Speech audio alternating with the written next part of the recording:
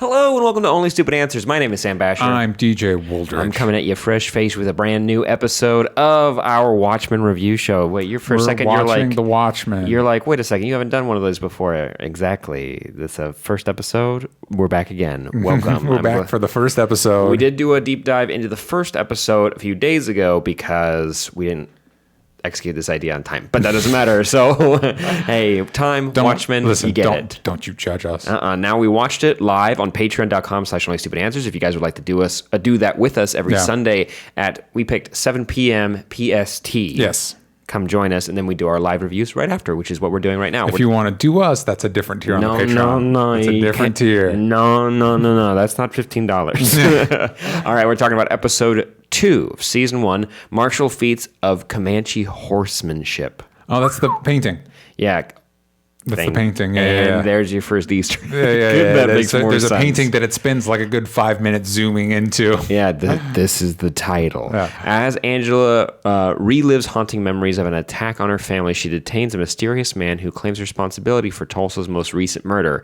An original play is performed for an audience of one. Oh boy, it sure is. That's the best way to describe that. So first off, we're just going to dive in straight spoilers. We're assuming you've watched the episode, right? Yeah, you should do that. Yeah. So kicking it off, we start off with Christmas.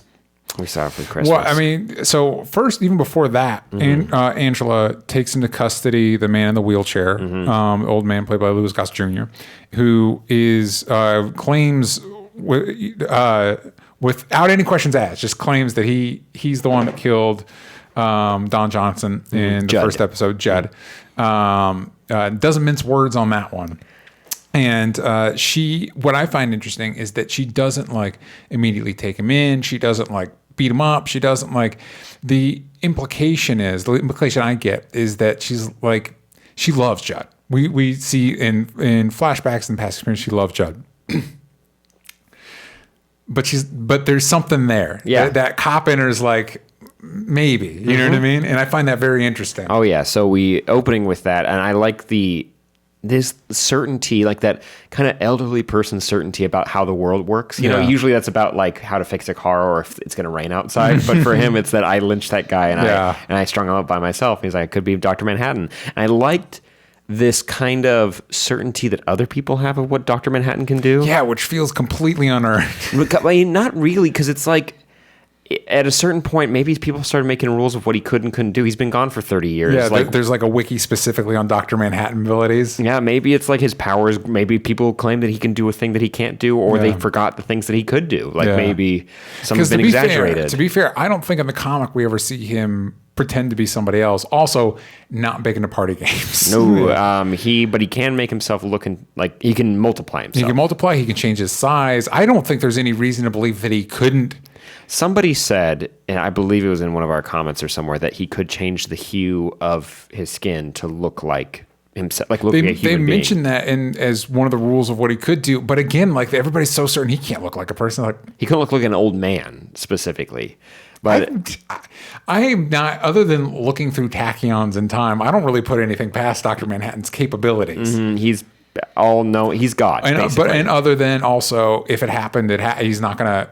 If it happened, and he's not going to make it unhappen. Yeah. So in this episode, we see someone claiming to be Dr. Manhattan. He pulls that away. He's like, hey, fine, I'm not him. Yeah. But there is something else going on. Also, he has pills that help his memory. So there's pills that help his memory. His clothes are the color scheme of Hooded Justice. Yes. We get a lot of, we'll get to this in a minute. We're getting ahead of ourselves. But in that scene specifically, you automatically have an unreliable narrator, even though he's so certain of certain things he's saying that it doesn't matter because you can only take so much of what he says seriously. Yes.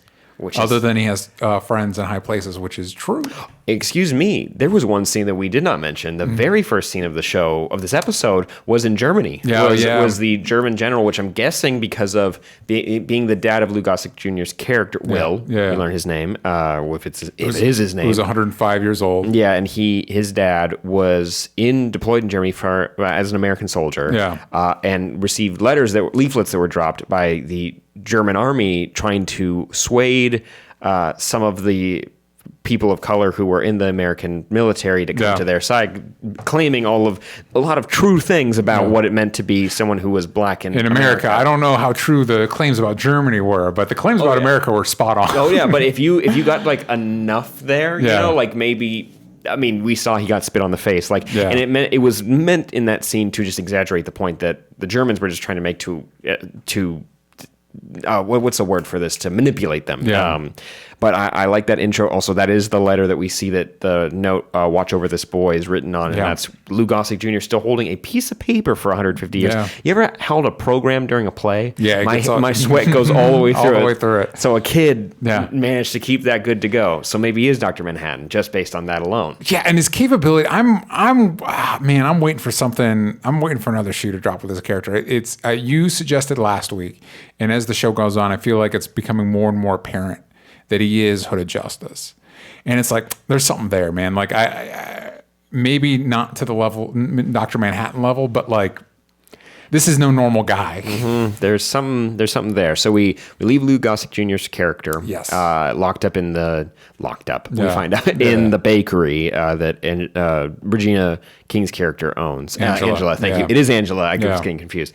And she goes back to the crime scene, and you start learning more about. And again, interestingly, she doesn't like let slip that she knew that she has the main suspect. Any of that stuff, she's kind of like just seeing how it plays out. Mm-hmm. And Looking Glass is complicated. Yeah. He's a creep. There's very much a stand-in for Rorschach to a degree. Yeah, except his visually 1,000%. Yeah. But I like this idea of like he is the interrogator. He's the one that like pulls truths out of people to an unsettling degree. Mm-hmm. But I was mentioning while we were watching, and again, you can watch along with us at patreon.com/onlystupidanswers, that I love Tim Blake Nelson, and I'm a fan of the character of Rorschach and the function he serves in Watchmen, and I like the visual of Looking Glass and his name.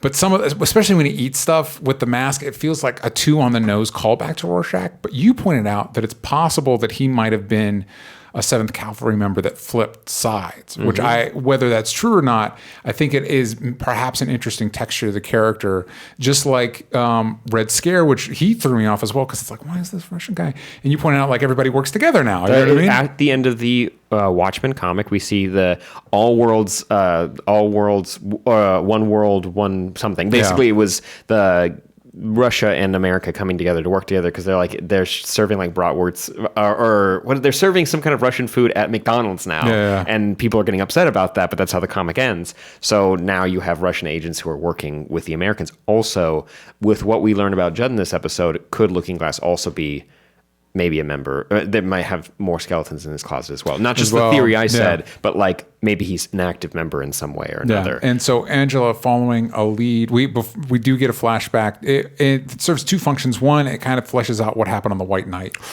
which it starts off with a lovely Christmas interaction with Angela and her husband. It's so sweet because I want to open the present. Maybe we'll never know what the present is. He loves it. Damon Lindelof loves his mysteries, and then it literally is the mystery box. 100%. It literally is. It turns out it's Dr. Manhattan's dong. What? Anyway, and it grows 1,000,000 feet tall. And it plays out like we know it does. Everybody gets injured. Although interestingly, when we see Judd, it's 3 days later, and he's got a sling on, but we don't. Not that we would necessarily, in the context of this flashback, not that we would see what happened to him, but we don't see what happened to him. Just saying. Also, I'm getting some hints here that maybe she can't have kids now because she was shot in the gut. Yeah, was it just me, or was it like suspicious how the husband just like vanished? Well, I'm hoping that he took out the other guy. Yeah, because she passed out with a gun literally on her face. Yeah, so he must have done that, or Judd was there. Yeah, which could be like another layer to it too. It was Judd. No, that probably not. But so we see that, and then she follows the clue. She thinks it's a clue. It's not. She takes it more literally than Will intended it. But she goes to not a wake. What is it? Memorial for Judd? Something. Everybody's getting together to console the wife. At the end. Yeah. It's like a memorial. And she uses Nite Owl type goggles to investigate the closet. And now here's the interesting thing. There's a KKK hood. Road. Yeah, hood. So here's the interesting thing. I wonder if that has nothing to do with why he got lynched. It might not. You know, There are a lot of false leads because I think because he says a conspiracy, and the way he said it implied to me more that like Seventh Cavalry is like that. Forget about it. That none of that matters. It's like a bigger conspiracy. There in the comic, there's a lot of the murder that is the mystery is the comedian. Yes, and you're trying to figure out what that is. Yes, Winona. Yeah. And we do find out a lot about the comedian that is bad. Yeah, but his worries are legitimate. Yeah. And he doesn't know how to process them. Yeah. Now, he's a bad person, but he has legitimate fears about what's about to happen to New York. One of the best scenes in the entire comic is when he's just breaking down in front of Moloch. The supervillain that he's the only one he can talk to now, who happens to know kind of what's happening too, or he's being bugged by Ozymandias. But you mentioned the owl goggles, and just kind of going through some Easter eggs we see, some nods to the original comic. You have the newspaper stand where you have somebody using the term Libstapo, Redford's Libstapo. That's a new one. So I'm guessing that's a nod to the police, and also this is clearly like a nod to one we mentioned last week, or in the last video. You should check it out because we talk about the documents that are on HBO. I'll dive into those, and we can talk about that on Super TV Showdown on Thursdays and with Roxy Stryer. But we see this newspaper stand like in the original Watchmen comic that we see. It's just a side story that we always get of one kid reading the Black Freighter comics, which I feel like we get a nod to because the kids are playing pirates later in the episode. And one's dressed like an owl. And there's an owl drawn on the back of on a whiteboard when they're telling this kid that his Uncle Judd died. Yeah. Which cool. Wait a second. That kid was building a castle. Mm-hmm.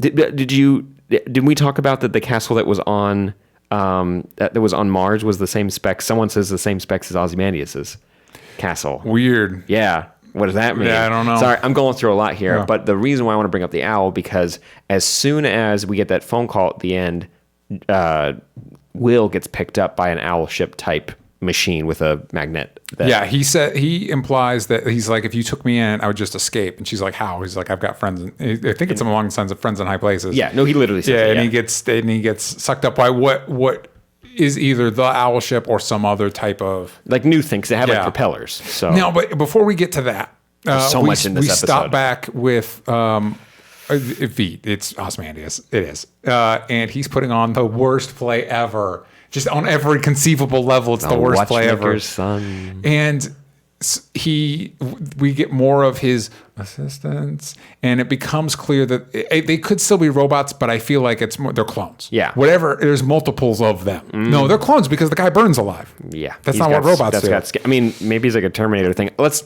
say clones. Let's say clones. Because they've set that up in previous stuff. Yeah, and so he is putting on this play that is the origin of Dr. Manhattan, which also reminded me of that scene, which is also a Stone Cold classic. Mm-hmm. And also actually pretty well executed in the movie. One of the parts of the movie that worked pretty well.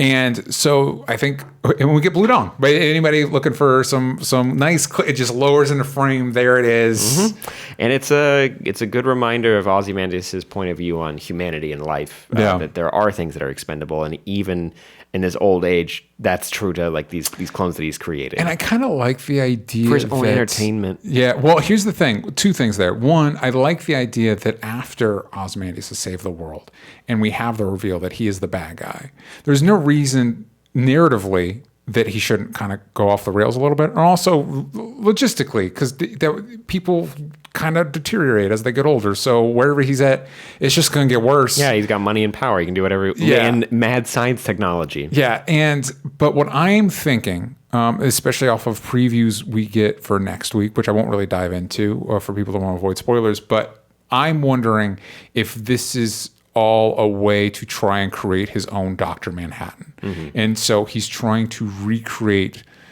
I guess, in the play, the emotional conditions, some sort of something like that. Because it feels like... Because that's why he's trying to get her... It feels purposeful. He's trying to get her to cry. He's trying to have these two characters have an emotional connection. My theory, I want to put this out there, is that I think those are clones of John and Janie. And those are... That's John is John Osterman, who becomes Dr. Manhattan. Yeah. And there's a literal metamorphosis, so he's making these clones have to live that out over and over again, so possibly he can recreate the conditions. Because, like, blowing something up like that, it wasn't because of the experiment that did it, it possibly was because of the will to live that John Osterman had. So you need to recreate those conditions over and over again, and it's hard. Yeah. I'm saying it like it's hard to build Legos. Like he doesn't know, so he's trying basically anything. In the post-credit teaser, there's a nod to something that could mean something, but we'll talk about that later. And also, it might be, even if it's not a literal recreation, it might be just trying to understand, because you've got this guy that's supposed to be the smartest man in the world and can do anything, and it's like a Lex Luthor and Superman. It's like, I understand everything except this. And that drives me crazy. Fun thing, an adaptation or kind of a repurposing of superhero tech, like the owl goggles, the owl ship. The Mothman, if I'm getting that correct, the Moth. I apologize. I will check it really quick because you guys will. That's a character from the original team of the Minutemen way back when, and he plays a significant role in Doomsday Clock, the new Watchmen sequel at DC Comics. Yes, and so we're seeing that some of his tech has been co-opted for the press, and they're called moths, which is great because like moths to a flame, they're swarming the crime scene. Everyone just like crashes on a car, and Red Scare almost beats him to death. They are. It's a solid like addition to the 100%. Yeah. So Byron Lewis is Mothman. The other interesting thing, one of my favorite parts of this episode is we cut to this new show within a show, American Hero Story, and it starts off as this perfect parody of like the pulpy American, just Ryan, because apparently Ryan Murphy was supposed to make a cameo, which would be amazing as the creator of American Hero Story. But like, it starts off, it feels exactly like American Horror Story, especially this season, because this season's really going for the camp, or American Crime Story.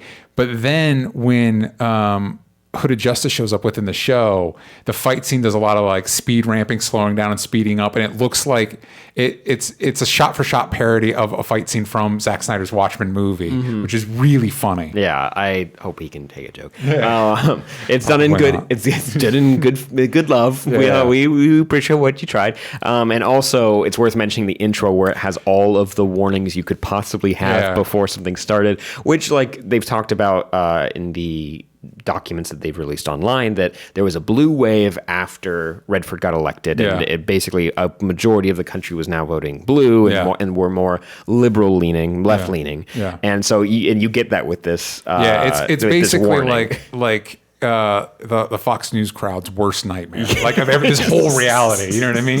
It's just their worst nightmare, and it's an interesting. And again, I find the show's perspective on politics really interesting, from the cop situation with the buzzing the gun in this episode to the 5-minute warning intro, because it can still be as violent as any. It's crazy. It's violent. It's crazy violent when he smashed the guy's head.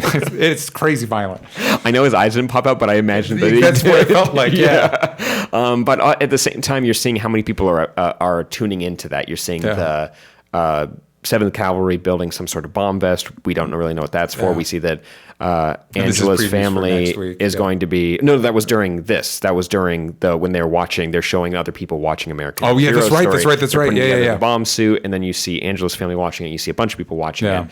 And I love that it was a funny joke. Like, even kids shouldn't even watch it with parental supervision. But that's amazing. Topher's there. You're just like, what are you gonna do? You know what I mean? And also, I like Topher's. I like the kid playing him.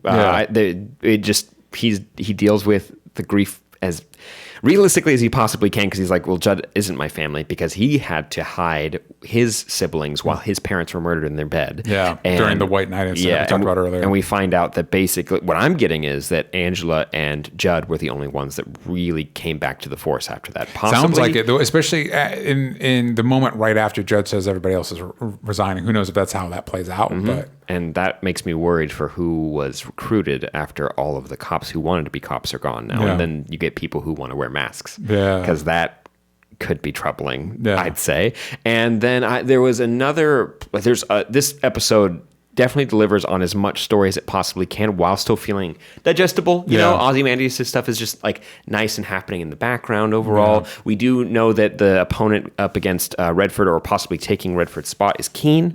And we get to meet him in this episode. They mentioned he's like his father, so I think it relates to the Keene Act that's in the comics. And we learn what Redford Redfordations are. Yeah. And it's any person of color that has had violence happen against them, usually something that's racist or prejudicial. And specifically for, in Tulsa, specifically for the Tulsa Massacre, there might be other Redfordations that are state or town dependent. And it also goes from the people who specifically encountered those atrocities or their descendants can get these Redfordations, and you can go to a place that will just take your DNA test, and they're able to analyze really quick if you're within a day if you are eligible for this. And also that's obviously how the government found Will so fast, because it was like, we should definitely pick him up. He keeps scooting around everywhere, and we find out that he is the grandfather to Angela's character, which is interesting. I don't know how I feel about that, because it feels a little. It at least allows for him following her around to make a little bit more sense. That's true. Mm-hmm. That's true. And unless he doesn't explain how he did. Yes. By the way, just worth mentioning, when Looking Glass is talking about how Judd died, it was like, it was awful. He struggled the entire time. The entire time. Looking Glass doesn't mince words. He's a very But also, it's kind of sweet at the end when he says, like, you can't tell I'm crying under the mask, which could be just a jab. Yeah. But if he is crying, he's literally just explaining it because that's what it's going around in his head. And good visuals with the mask, because there's actually a really cool action sequence because one of the guys in Nixonville is coming for them, and Angela sees in the Looking Glass mask and then takes him out. Like, Angela's the last person in the world that would ever mess with anything ever. Yeah, but also Angela, the people in Nixonville are probably not good people overall. They're probably racist and not good. But Angela, they look like they're not doing so well. And but not to rid them of other racist things and actions and thoughts and stuff. But it is your fault that riot happened. It is her fault fully. She didn't come forward, and maybe there's, because like these shows, who knows what would happen if she did come forward, all that stuff. But still. But any cop or person who is living there or walking by or anything is now your fault because you didn't say something and you allowed the cops' prejudice against these people to live out into an actual violent act. That being said, they're all assholes there. We can. At least I'm on board with saying that. It's a complicated situation. Oh my God! And there's literally a gigantic Nixon that they're like praying to. They're not praying to it, but they are. It is definitely keeping them moving through the day. Hey, listen, if you ever wanted a piece of media that was really, really prized the idea of election cycles and like term limits, the Watchmen universe is a great example of like, hey, every once in a while, maybe you just switch it around. Yeah, so no one gets too attached. Yeah, maybe you just switch it around so like you use a little, competition in the democratic world. I don't know. Hey, that's a big thing is we don't know. Yeah. But we do know. I do like, and you already mentioned it, but just bring it back around when Angela shows that she has suspicions. It's a really good scene where you can see that she's good at her job, where she pretends to faint. She is taken up to the room and she's able to kind of play the part while Judd's wife is able to say, like, get justice for him, figure out what happened.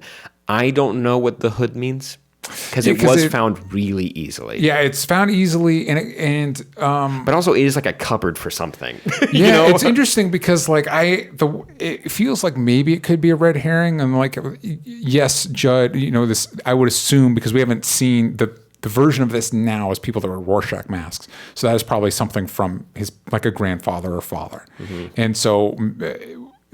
Which I don't find this justifiable, but if it's like, whoa, it's a family heirloom. So that's not the actual skeleton in the closet. Because even Will makes a joke like that. It's like, well, I mean, where else would you hide it? I mean, you would hide that. You know what I mean? Like, that's something you would hide. But also, it wasn't like folded up and hidden someplace. It was like it had a little like, it's like a Robin suit in the Titans Tower. That being said, it could have been a suit for his uniform that someone went in and put that there. So like it could have been because he has a police uniform that even though he does go out and he shows his face, he was in the owl ship. Maybe somebody else is trying to put him in another maybe because I think it's definitely he's part of a bigger conspiracy. Yes, but a good way to undermine him quick so people are like they basically don't have to investigate much further is like, oh, he was racist. Yeah. Oh, he's part of the Seventh Cavalry. That's easy. Done. We're out. Yeah. And also it had the badge on it, which was interesting. But which we saw was at But I mean, he can have more than one badge. Yeah. I don't actually know how badges work. The cops just have like 50 of them, or they have one. If you lose it, you're not a cop anymore. I don't know what the rules are. And I'm hoping we're covering everything that happens in this episode. I mean, there's a lot going on. There's a lot packed in there. I am glad you said it's 9 episodes, right? 9 and done. And I am maybe more. Lindelof is done after. Yeah. So this is the story he wants to tell, and I'm kind of glad of that because this episode more than last episode, it feels like, ooh, we're drawing out some of the mysteries, and I'm thankful that we literally can't draw them out too far. Like there's a literal clock. Like we're at some point we're going to have to answer some of these questions. Worth mentioning because we did look this up on IMDb, so this is fair, and it was the information for this episode only. The actress who was playing the Lady Clone. In IMDb is labeled as Marionette and has her civilian name from Doomsday Clock. But sometimes IMDb is not the most reliable on that stuff. Yeah, like we can talk about this now. Zombieland 2 had Dan Aykroyd in there, and I did see it. I've seen it twice now, and I have not found him in that movie. So, which, if he's there, I would love to go back and see it. But for people who don't know, Marionette was a character that was Marionette specifically was introduced in Doomsday Clock, the follow-up sequel to Watchmen that included DC characters and Marionette. Her character is super cool. She wears like a Marionette outfit, but also she has like this like glass twine. Yeah, she's like razor wire that's and basically invisible. And you can also slice and dice anything you want, and mainly it's people. And it's a nightmare. But that's not looking like what it's going to be. No, because especially since it doesn't seem to be he's paying much attention to like the before Watchmen stuff. I would be surprised if a Doomsday Clock character got looped into this. Even they're cool, but and to emphasize again the connection between Louis Gossett Jr.'s character and Hooded Justice. We see Hooded Justice character's a costume, which is red, big collars. You got the hood, you have the noose, you got the everything. You have everything. But it's a red and purple color scheme with a little bit of white. Yeah, Will's but no, Hooded Justice. Yes. And then looking at Will, he's wearing like a Disney bound version of that. Yeah. Where Disney bound's like casual cosplay, where it's got like the red, the purple, and he's got a little hood that comes out of the back of it too. So it's looking like that, and I think that's smart to explore a little bit of the before while you're exploring the after. And I'm kind of hoping, and I mentioned this in our watch along, that it'd be cool to see because that's the TV show is a very campy version of the costume. It'd be cool to see like a more it's got even like realistic the foam inside of the hood. 100%. But by the way, Danny M in the chat is asking, was that the Nite Owl at the end of the episode that took Will? That's my question. Okay, so with that, I think he's referring to Archimedes, a Nite Owl ship, or maybe was it the Nite Owl character? From what I understand, according to Damon Lindelof, Dan Drieberg is not showing up in the series. But who is Gene Smart playing? Lori Blake, who she's taken the comedian's last name, which is going by the name The Comedian. We found out, or went by that. Oh yeah, it's her outlook on life might be a little not so great, but also we've seen other people co-opting the owl ship technology, so that could be maybe maybe that's her agency that came and picked him up. Yeah, why all going after pretending to be Rorschach when the comedian's right there? I don't. He didn't drop his journal off any place before he bit it. And Rorschach, I mean, the mask is cooler than the comedian's thing. It's just a button. It's just a smiley face. Yeah, but their masks aren't even cool. It's not even making shapes and junk. Yeah, that was crazy sci-fi technology. I really want to see Dave Gibbons draw these Sister Night, Looking Glass, Red Scare, Panda. Of course, Panda. But I will say minor points docked because no Panda this episode. No, but we did get him in the recap at the very least. We did. But hopefully we get him again very soon. I want a whole episode just dedicated to Panda. I think we've covered everything. I mean, that's everything I remember. And also, like we said at the very beginning, the title is a reference to the painting that Angela sees in Judd's house. And there is a conspiracy. We see they talk about it at the newspaper stand about the squids that are raining are part of Redford's plan to like keep the people docile or whatever, or keep them subdued in some way. But I'm feeling Ozymandias or Redford using Ozymandias' tech. Definitely, I feel like Redford's not going to be very involved because then you'd have to get around with Redford. The show couldn't get right. If they could get him for Avengers Endgame, spoilers, they could get him for this show. I want to throw this out there. I think Avengers Endgame was throwing out a bit more money than this show is. HBO's got the money. You know what? With that, let us know if you think Robert Redford's going to show up in this show. Also, all your theories. We want to hear them in depth so we can read them on the show. And make sure you check out patreon.com/onlystupidanswers so you can watch along live on Sundays and our live reviews. And on Thursdays, 3 p.m. PST, we're doing Super TV Showdown, where we talk about this show along with all the CW superhero shows. Yes. What would you rate this episode? I would rate this episode, I thought it was great. I liked it a little bit less than last week's. You got her beating the snot out of somebody. Yeah, I think this one was a little less like, a little more like, oh, mysteries? And it's like, well, let's answer. I mean, we did get some answers, but it just felt like it was leaning a little hard, and they're like, oh, tune in next week. You know what I mean? So for me, if I gave last week, and in hindsight, if I didn't give last week a 9.5, I bungled it. So I'd give this one a 9. I give this a 9 out of 10 as well. Yeah. I mean, same. Honestly, like 9.5. Like, it's kind of like arbitrary because I kind of want to give it a 10. And also it's great because it's so good. If you took the Watchmen stuff out of this, I would still really enjoy the show. If you just came up with like an original idea of like, okay, there were superheroes, they're gone now. Yeah. So how do cops respond to that? Because now the people respond to vigilantes more than they do to cops. Yeah. What if Marvel Comics ever attempted to do this? They wouldn't know how to do it. Sorry, not that they couldn't ever do it. Yeah. Leave it to Watchmen. They're doing it. But gang, let us know what you think in the comments down below, and we'll see you next time. Bye-bye.